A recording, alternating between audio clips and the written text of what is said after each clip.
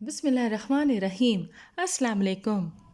اہل خیبر کے ایک مالدار یہودی کا حبشی غلام بکریاں چرایا کرتا تھا۔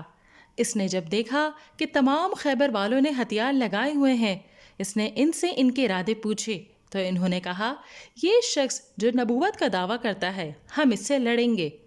وہ بکریاں لے کر نبی پاک صلی اللہ علیہ وسلم کی طرف آ گیا اور پوچھنے لگا، آپ کیا کہتے ہیں اور کس بات کی دعوت دیتے ہیں؟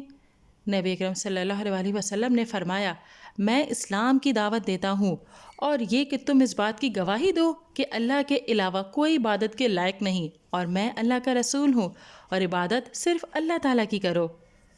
غلام نے عرض کیا، اگر میں بھی اللہ پر ایمان لے آؤں اور یہی گواہی دینے لگوں تو مجھے کیا ملے گا؟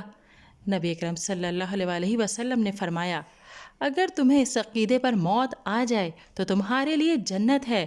وہ وہیں مسلمان ہو گیا۔ پھر اس نے عرض کیا، اے اللہ کے رسول، یہ بکریاں میرے پاس امانت ہیں۔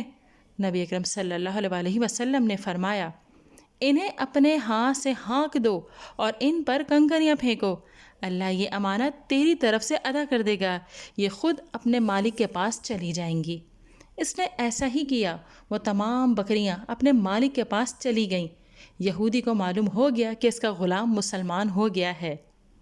نبی اکرم صلی اللہ علیہ وسلم نے لوگوں کو واعظ فرمایا، انہیں جہاد کی رغبت دلائی۔ جب مسلمانوں اور یہود کی مٹ بھیڑ ہوئی تو یہ حبشی غلام بھی شہید ہو گیا۔ مسلمان اس سے اٹھا کر اپنے معسکر میں لے آئے اور خیمے میں رکھ دیا۔ صحابہ کا خیال ہے کہ نبی پاک صلی اللہ علیہ وسلم نے خیمے میں نگاہ ڈالی اور پھر صحابہ کی طرف متوجہ ہو کر فرمایا، اللہ نے اس غلام کو سرخرو کر دیا اور اسے خیبر کی طرف لایا۔